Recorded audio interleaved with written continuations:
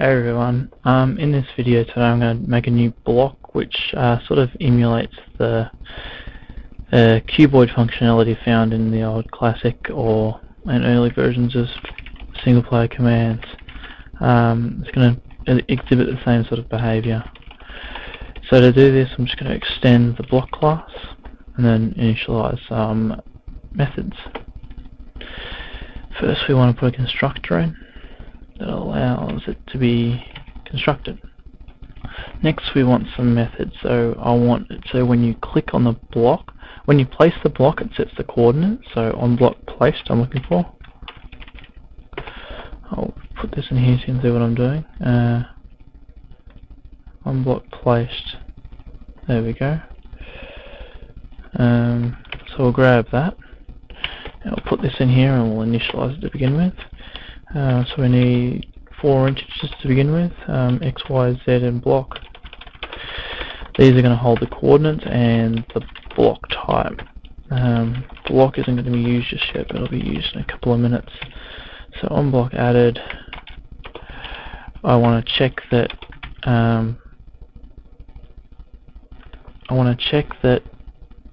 it hasn't already been set. So if y is -1, no, if block less than 0,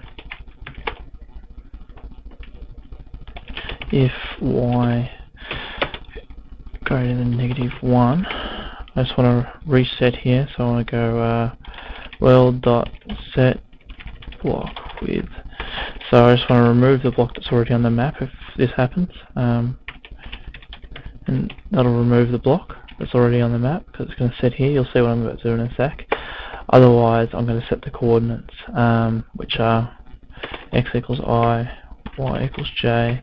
That's the current block. It may seem a bit confusing, I'm sure you'll understand in a sec. So that's all we want the block placed to do at the moment. So when the block's placed, we want the coordinates saved. If it's already been placed on the map, we want it set to nothing again. Alright, next we want on block clicked, so it's just here, and right clicked as well, so activated. There we go, so that's like right clicked. On block left clicked, on right clicked. So what we'll do is make another method, public boolean clicked, so when it's clicked, and we'll just grab those parameters there. I don't think we'll need world, but we'll see. So when it's clicked, we want to check. We want to grab the current item that the player is holding. So we know item stack current item. There we go. That was easy. We want to check if it's null. If it's null, or assume that the block is going to be set as 0, that's nothing, and then return. Easy, true, sorry. Otherwise, we want to check that it's actually a block. Int ID equals item dot. We want to check, yeah, it's a block, so it could be an item, the item that you're clicking with, so we want to check it's a block. So to do that, we just want to check it's under 256, and we don't want the same block type. We only want one of these blocks on the map at a time, preferably. And ID does not equal block ID. If that happens, we want to set the block is ID, and we just want to return true. If it gets down here, it's return false. And then we'll simply call clicked ijk entity player, and for here as well. So when it's clicked, what we'll do is we'll set the block type that clicked it. So the one in your hand, you clicked it, that's what block is going to be cuboided between the area. So now we've set a point and the block type. Now we want to have a reset condition, so on block destroyed or removed, I think. No, not removed. Remove, destroy. There we go. I think there's destroy by explosion as well, so we'll use that. There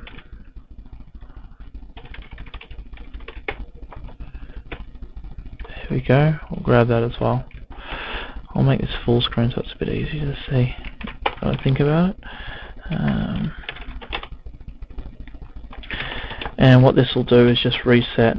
So we're putting in a method to initialize or reset the variables. X equals -1, Y equals -1, Z equals -1, and block equals -1.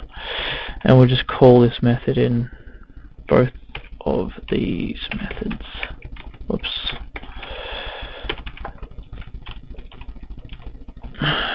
Fail. And in the constructor as well to initialize everything. Alright, cool. So now it should be pretty much working. And now we want to do the logic of this. We've got the framework there, we just want to do the logic now. So to do the logic, we want to fill in the rest of this. So to begin with, we want to find out which coordinates higher than the other. So we'll just initialize a few variables. First x, y, z, and second x, y, z. This is not very fun to do, so I'll just skip over this part and then I'll run over what I've just done. Okay, I'm back again, and so what I've done is I've just configured which block is lower than the other. So block X, block Y, block Z. It's pretty hard codey and not very good, but there should only be 2 points, so it doesn't really matter. Next we want to find the distance between those two blocks, so simple as that. It finds the distance between two blocks, so then we can loop over it quite easily. So we'll do it for J and K as well, because coordinates come in three aspects. Y. So there we can loop over it now, and what we also want is the step size, if it's negative or positive, which way are we going.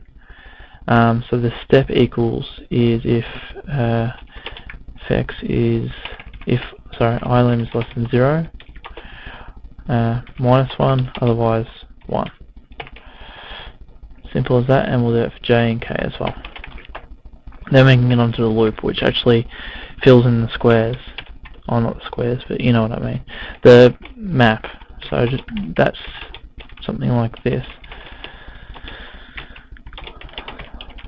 That's what we just used, so that's how many blocks you want, and the last one's I plus equals I step, I1, sorry, my bad. And then we'll just do it for J and K as well.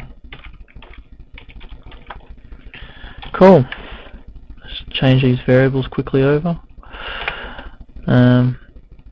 So this will cycle through every single block in between the two regions. It probably doesn't make sense. Between the 2 points. So if the block hasn't been placed on the map yet, it'll set the point. That's what's done here. If the block has been placed on the map and the block has been set, so it doesn't equal -1, so it's been clicked on with another block, then it'll go through to this. And this is the second block. And then it'll find the distance between them and fill in the area. So to do that, we're going to set a block with notify. And what we want to do is just put in the block coordinates thing. So to do that, we want the first point plus I1, the second point, FY, my bad, plus, I'll get it eventually, J1, FZ plus K1, and then the block type. And that's it. Once the area is set, we want to reset, because there'll be no more blocks of this type on the map. And that's it. That should be done. I'll probably miss something, but we'll test it out. So I'll just add it to the block list so that it can be spawned, or spawn it with single player commands. I won't actually create a recipe for it or anything. And using that, we'll see if it works. I've got a feeling it will, but you never know. New block, cuboid. Block ID will give us 96 and material dot ground, I think. Yeah. And we probably should set hardness as well, otherwise it'll be just tap it and it'll die. We'll make it the same as stone, which is 10. Alright, that's it I think. Let's run it. Here comes Minecraft. We'll just open up a new world. Eventually it'll load. There we go. Just bring open single player commands and spawn 96. Alright, there's one new block. I haven't assigned it a texture, so it's just got the default stone texture. If we place a block, it'll set the coordinates, like so. You couldn't really tell. You should be able to click it, and it sets the block, and you do this, and it fills in the region. Whoa, almost worked first go. Alright, it's an off by 1 margin, I think. So 1Y, 1X, and 1Z. Alright, so that's not too bad. We're off by 1. Let's see if putting multiple blocks will reset it. Nope, doesn't reset. Alright, so I've got to fix that as well. Okay, so that's why. That'll do reset properly. And off by 1, probably just add 1 to each of the limits so it cycles over once more. And that'll do it. So let's just quickly this.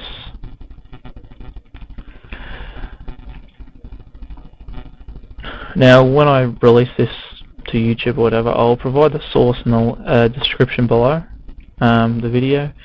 It'll come with the compiled version and non-compiled version as well.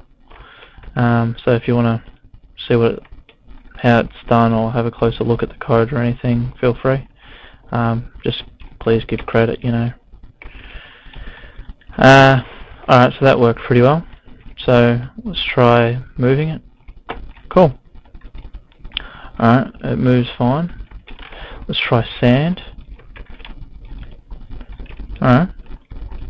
That worked okay. Not great, but okay. Let's try it again. I've got to place a block. Alright, cool. That worked. What I might change is just the side texture. So if I find texture, not that one, not that one, not that one, but this one, we'll just quickly grab the texture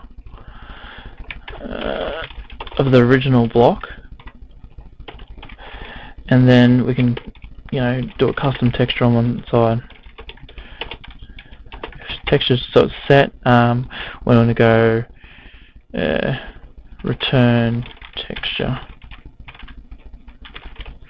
and when you want one side of the block so the block doesn't like totally retexture, so the top is 1 I think, and I'll do the bottom as well.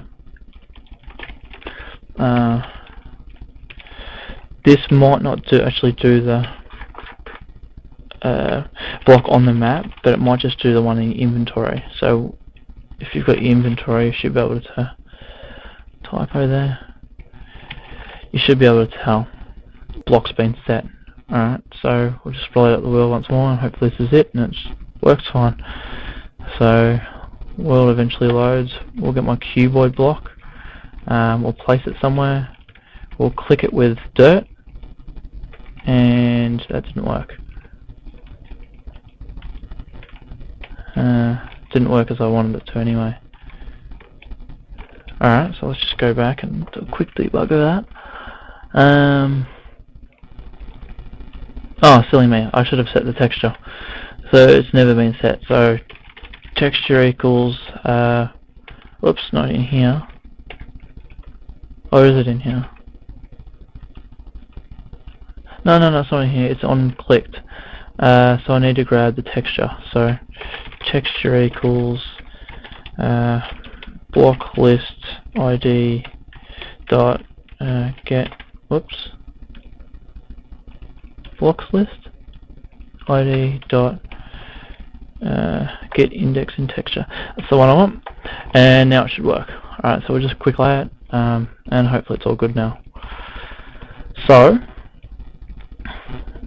this is my Cuboid block mod. I hope you enjoyed the video. I'm just finishing up now. This should work. There we go. Change the block texture, and if I hit it with sand, there we go. It works with sand as well. Shows you what block. And if I just click there, bingo, done. Alright, thanks for watching. Please subscribe, rate, comment, etc. Let me know what I need to improve on as usual, what you'd like to see. Thanks for watching.